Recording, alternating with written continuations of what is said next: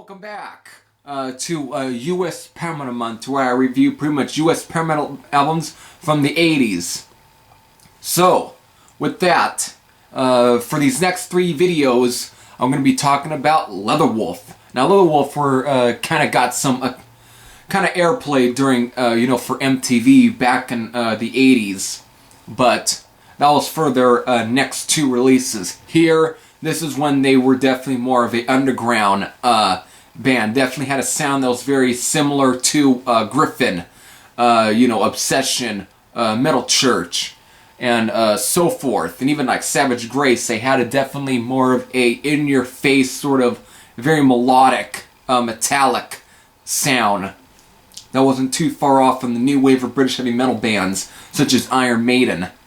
So, with this debut release, released through Tropical Records, which was the only band that I know that was on here was Blacksmith.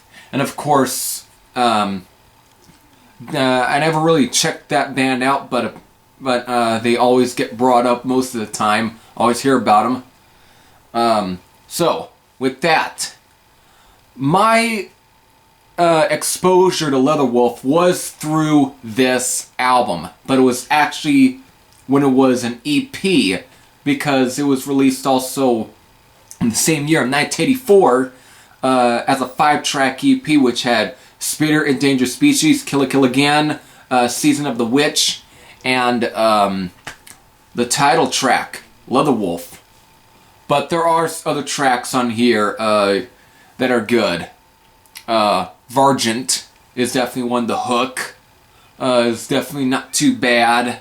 Tonight's the Night, and Off the Track.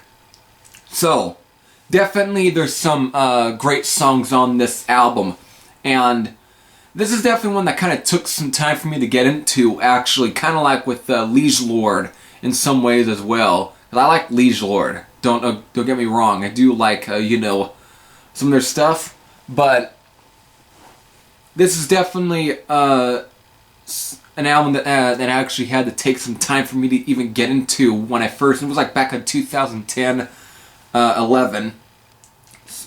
Yeah, 2011 or somewhere around that when I first checked this out. It's a good, very good, solid release. Spitter, or Spider, as it's pronounced when it's named as Spitter. I don't know what the fuck to even, because instead of a D, it's a T. Definitely a good way to kick off this album. Endangered Species, another great one. And of course, like I said, Tonight's the Night. Season of the Witch. Kill and Kill Again. The title track, The Hook. There's really isn't a bad song on this release. This is definitely just some good underground sounding U.S. power metal.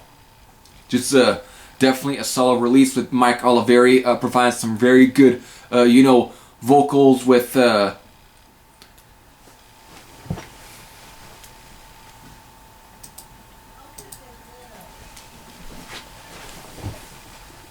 Jeff Carey and, of course, Carey Howe providing a really good, twin guitar attack.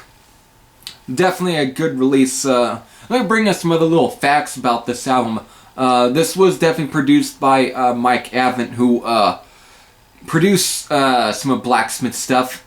But this also has another person that I just mentioned. It was Randy Burns. He engineered the the sound for this album, and of course I mentioned him in my review for Hellstar's Remnants of War. Yeah. So this album has at least a very good sort of backbone to it. It's definitely got enough to keep it from sounding not too muddy or whatever. It's got good sound. Though they're within the EP tracks and whatever, and from the other songs, there's definitely a bit of a change in sound as well, especially drum sound, snares and whatever. It's definitely, you can tell which one was produced by Randy Burns and which one wasn't produced by Randy Burns. Ones that were produced by Mike Avent, so definitely that. Overall, solid release, not a bad song on this one. After this, they'd get signed to Island Records. So, we'll definitely see how they took off. So, until then, this is Heavy Thrasher saying I am out. It's time to get to the next band. And of course, if you have heard Leatherwolf and this release, what are your thoughts? And if you have any thoughts, post your comments down below.